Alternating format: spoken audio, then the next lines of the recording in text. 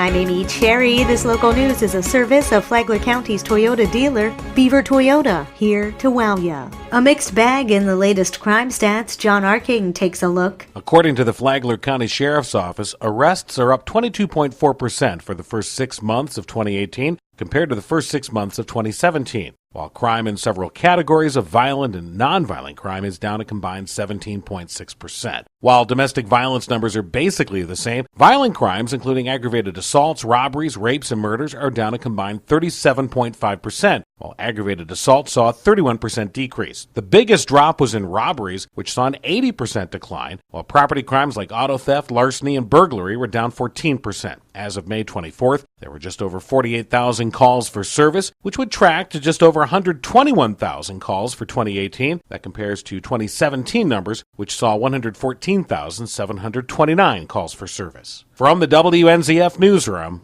I'm John Arking. This portion of WNZF Local News, a service of the Daytona Beach International Airport. Fly to the Big Apple in a New York minute on JetBlue from the Daytona Beach International Airport. A suspected burglar is caught on closed-circuit camera in Palm Coast. Tony Magoo has more. On Monday, July 23rd, the Flagler County Sheriff's Office responded to 2 commercial burglary reports from 23 and 25 Utility Drive in Palm Coast, which is home to 2 local businesses, Palm Coast Signs and Bug Guard. Total taken was about $2,200. Both businesses were able to review security footage that placed an unknown white male, later identified as Roger Triplett, at the scenes of both burglaries and saw him driving a tan Honda Civic. On the 24th, Triplett was spotted by Flagler County Sheriff's deputies and, after questioning, discovered he had a warrant from Ohio for receiving stolen property and was arrested as a fugitive from justice. Deputies also found that he was responsible for a 3rd burglary at the Publix on Belterre Parkway that was estimated at nearly $2,000. This is a guy who has no respect for other people's property, Sheriff Rick Staley said. Thanks to hard work by alert deputies and some great surveillance footage, his crime spree has come to an end and he's sitting in the Green Roof Inn where he belongs. He's being held without bond.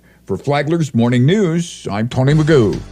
We're recommending that you establish a trim rate at 4.7. But the trim rate is always the max, so Palm Coast City Manager Jim Landon says it's likely to come down. Now, our budget actually was within the current millage rate for the general fund, but you have many other items, capital, IT, the like, so we're proposing a little flexibility. This is a maximum. Historically, we always come down from whatever you establish as maximum at the final budget hearing. You'll get a chance to have your voice heard. The first public hearing date is September 5th, with a final hearing date on September 19th.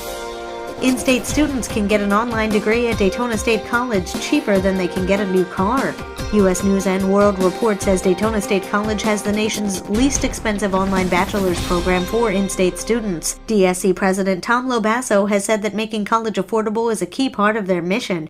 He says in the past 8 years, while other colleges raised their costs, DSC has lowered theirs. U.S. News and World Report also ranked DSC in the top tier of the nation's best online bachelor's programs, placing 23rd out of 300 schools. And now you're up to date on Flagler's Morning News. I'm Amy Cherry.